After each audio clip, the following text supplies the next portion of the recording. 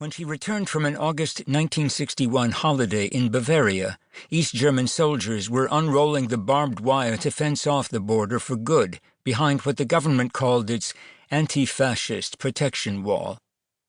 Kazi remembered how, in church that Sunday, people cried. My mother cried too. We couldn't fathom what had happened. Later, in 1968, her parents were upset by the Soviet-led invasion in Czechoslovakia, a country her family had visited. The invasion crushed that country's experiment with socialism with a human face. As a schoolgirl, Kazi was no athlete or social standout, but she had friends. She was well organized and helpful to her classmates. Her skill in the Russian language won her a trip to Moscow. She received a place in an elite high school.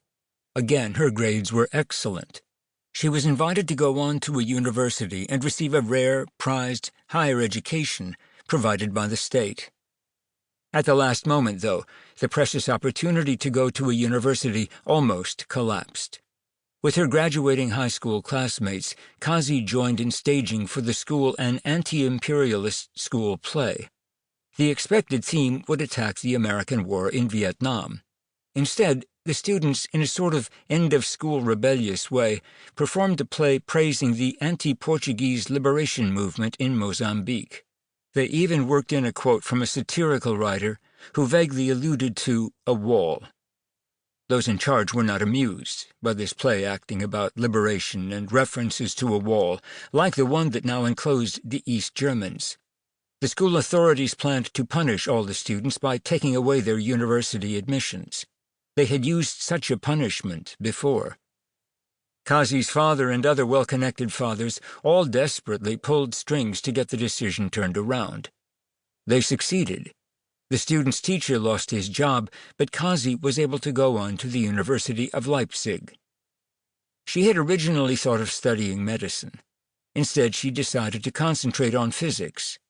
This was a field as far from politics as she could possibly get. Naturally, she had to take her required classes in Marxist political economy. She also did a little work on the side as a barmaid in the student watering hole, the Thirsty Pegasus. 90% of her classmates were men. One became her boyfriend, then her husband. As a married couple, it was easier to persuade the state housing office to assign them an apartment. She and her husband both pursued advanced studies. His field was optics. She stayed with physics. At an initial job interview, the Stasi recruited Kazi to become an informant. She would have become one of millions planted in practically every workplace. Kazi dodged this duty. She found a way to put the Stasi recruiters off without getting in trouble. My parents always told me to tell Stasi officers that I was a chatterbox and someone who couldn't keep my mouth shut. And I also told them that I didn't know if I could keep this secret from my husband. She did manage to keep at least one secret from him. It was a big one. He was quite surprised when, suddenly one day, she packed her bags and left the apartment we shared. The couple had grown apart after a few years together. Kazi kept her husband's last name, by which she was now known. She completed her doctoral work in 1986 after 8 years of not-too-hurried postgraduate research. She published an article in a peer-reviewed Western journal, Chemical Physics. Again a single woman, childless, she made a quiet life for herself. The GDR did not have much resources and infrastructure for lab research in subatomic particles.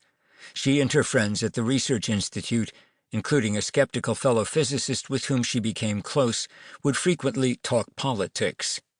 They were not political people, but they were attentive. Kazi was not outspoken, but she was observant, she was careful, and she had a dry sense of humor.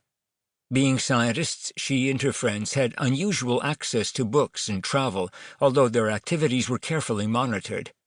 She was even allowed to make a trip to the West to visit West Germany. In the late 1980s, in private conversation, she and her friends would analyze the arguments of East German dissenters.